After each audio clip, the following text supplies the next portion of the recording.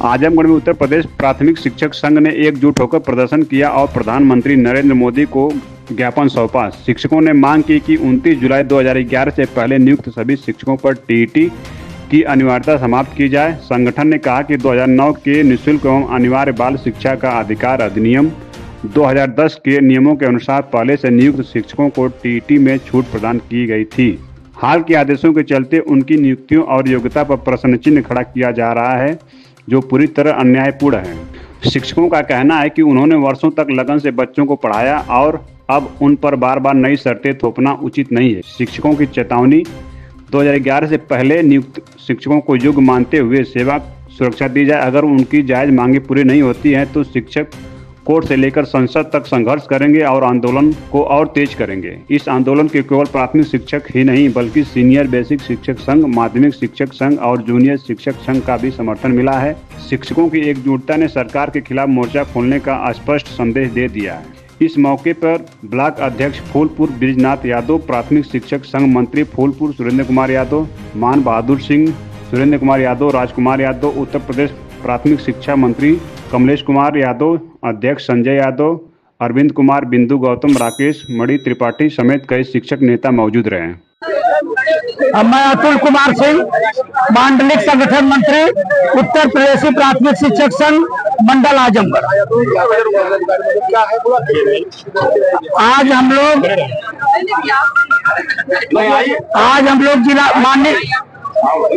लोग माननीय जिलाधिकारी महोदय के माध्यम से अपने देश के प्रधानमंत्री माननीय प्रधानमंत्री महोदय को एक काला कानून जो बना है 2011 के पहले के नियुक्त अध्यापकों को, जो जिनकी सेवा 15 साल 20 वर्ष 25 वर्ष है, उनके ऊपर टीईटी की बाध्यता थोपी के माध्यम से माननीय प्रधानमंत्री जी को ज्ञापन देने के लिए यहाँ एकत्रित हुए हैं। और प्रधानमंत्री जी से हमारी मांग है, हमारा आग्रह है, हमारा निवेदन है, समस्त शिक्षकों का, उत्तर प्रदेशी प्राथमिक शिक्षक संघ का यह आग्रह है कि इस काले कानून को समाप्त किया जाए और 2011 के पूर्व जितने भी शिक्षक शिक्षिका नियुक्त हैं उनके ऊपर टीईटी की बाध्यता को एक अध्याय के द्वारा समाप्त किया जाए।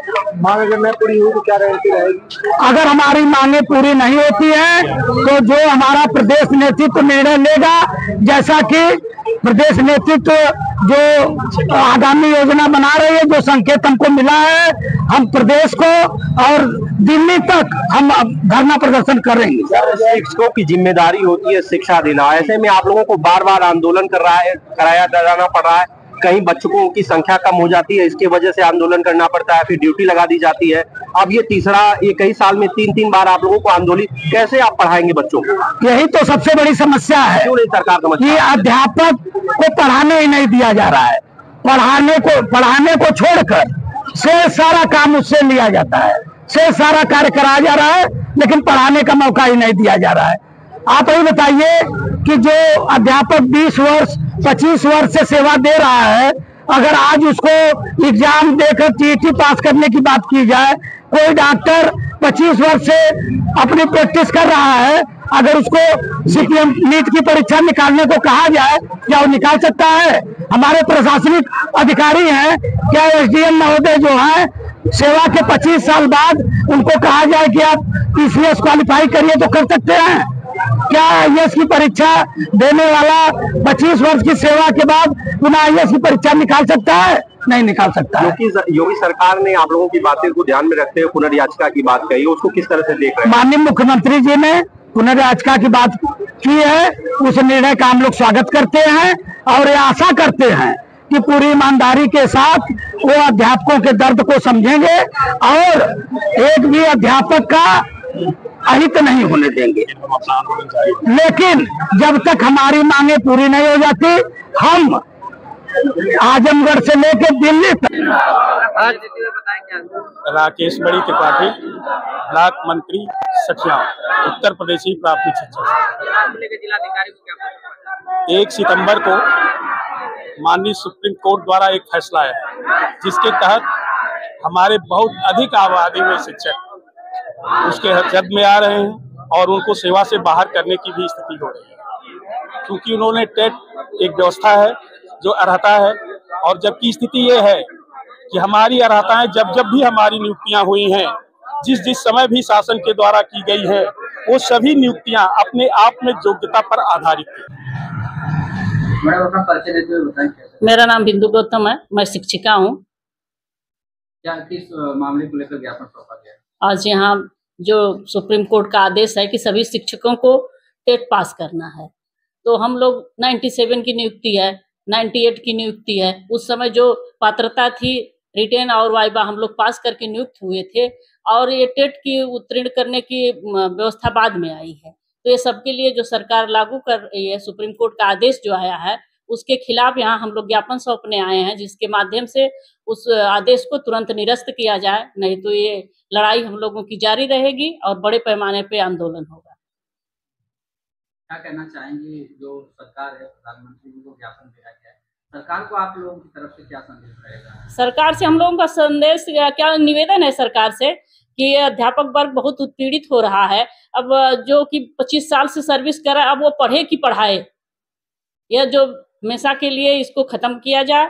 हाँ, जो इस समय की नियुक्तियां हो रही हैं वो लोग तो टेट सुपर टेट पास करके ही हो रहे हैं, तो फिर जो गड़े मुर्दे खोदना नहीं चाहिए। क्या क्या दिक्कतें होंगी अगर इस तरह की सुप्रीम कोर्ट नियम ला देगा, तो अध्यापक क्या क्या दिक्कतें यही होगी कि भाई जो उस समय की पात्रता थी पास किए, अब यह टेट सुपर टेट, इसका सिलेबस कुछ कठिन है, तो अध्यापक पढ़ेगा तभी पास कर सकता है। तो इससे शिक्षा व्यवस्था बाधित होगी। जो बच्चों को हम लोग पढ़ा रहे हैं एकदम मानसिक रूप से अच्छे से पढ़ा रहे हैं, तो डिस्टर्ब हो जाएगी मानसिक रूप से, तो पढ़ा नहीं पाएंगे, शिक्षा बाधित हो जाएगी। बच्चों पर इसका क्या प्रभाव पड़ेगा? जैसे प्राथमिक क्लास के जो बच्चे होते हैं, अभी उनको ज्यादा समय शिक्षक देते हैं, पढ़ाते हैं, अगर इस तरह की अगर टेट पास करने का होगा तो सारे शिक्षक पढ़ाई के प्रति लग जाएंगे, तो उनके बच्चों को क्या परेशानी होगी? जो बच्चे हैं, सबसे अधिक नुकसान तो उन बच्चों का ही है, उन नौनिहालों का ही है, क्योंकि अध्यापक किसी न किसी तरह से दबाव में आ गया टेट उत्तीर्ण करने की। वह घर में भी मानसिक रूप से दबाव में है, जब विद्यालय में जा रहा है तो भी वह मानसिक रूप से उसी तरह से दबाव में रह रहा है, और जैसे शिक्षा देनी चाहिए उस हिसाब से शिक्षा नहीं दे पा रहा है। क्या कहना चाहेंगी आप जो बच्चों के अभिभावक हैं, उनको क्या कहना चाहेंगे कि आप लोगों का भी कर्तव्य होता है कि नहीं, इस तरह के अगर नियम आते हैं तो उनको क्या कहना चाहिए? अभिभावकों को भी मिल करके हम लोगों का सहयोग करना चाहिए कि यह जो सुप्रीम कोर्ट का जो आदेश है उसको तुरंत वापस लिया जाए, निरस्त किया जाए, और शिक्षक जो है कि जैसे पहले पढ़ाई करते थे, बच्चों को शिक्षा देते थे, उस तरह से अपना शिक्षा दे सकें। अगर सुप्रीम कोर्ट इस फैसले को वापस नहीं लेता है तो अगला कदम आप सभी शिक्षक संघ के लोगों का क्या होगा? हम लोगों का यही कदम होगा कि पूरे संगठन मिल करके घेराव करेंगे, आंदोलन करेंगे, चाहे उसके खिलाफ कितनी ही कड़ी कार्रवाई हो, लेकिन तो हम लोग अंत तक संघर्ष जारी रखेंगे जब तक कि वापस नहीं आ जाता है।